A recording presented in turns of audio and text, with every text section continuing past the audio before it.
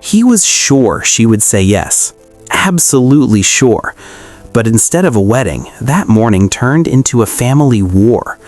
In the first 15 seconds, everything fell apart.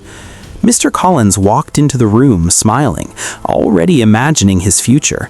A perfect match, a smart decision, a done deal.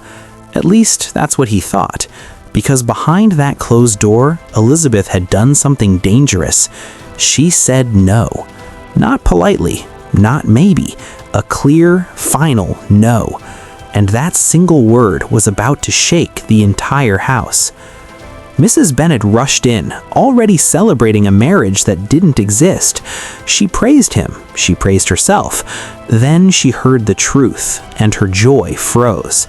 Elizabeth's refusal wasn't modesty, it wasn't shyness, it was rebellion. And now the pressure began.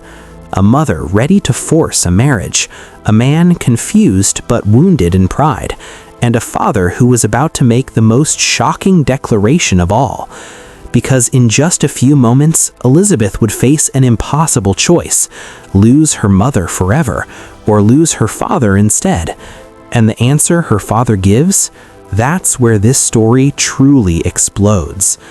The room went quiet. Elizabeth stood there, calm but unshaken. Her mother looked at her like she had just committed a crime. Her father, however, looked amused. Mrs. Bennet broke the silence first. She talked fast, too fast.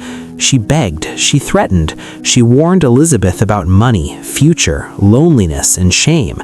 But none of it worked. Elizabeth listened politely, sometimes serious, sometimes smiling, but her answer never changed. She would not marry Mr. Collins. Not today, not ever. Meanwhile, Mr. Collins sat alone, replaying the rejection in his head. He didn't feel heartbroken. He felt confused. In his mind, Elizabeth refusing him made no sense. He was respectable. He had a good position. He believed he was doing her a favor. So instead of blaming himself, he blamed her character.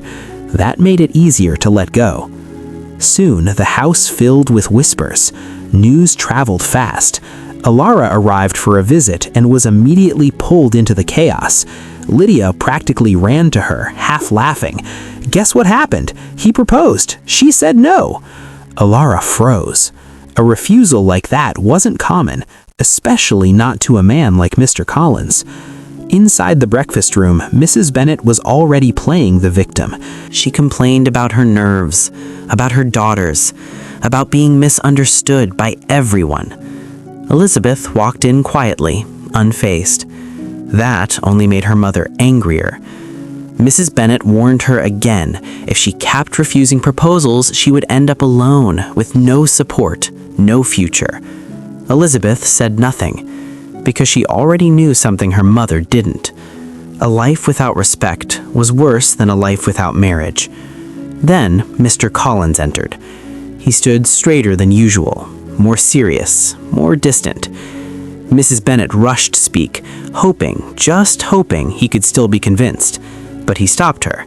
He had decided. He would no longer pursue Elizabeth.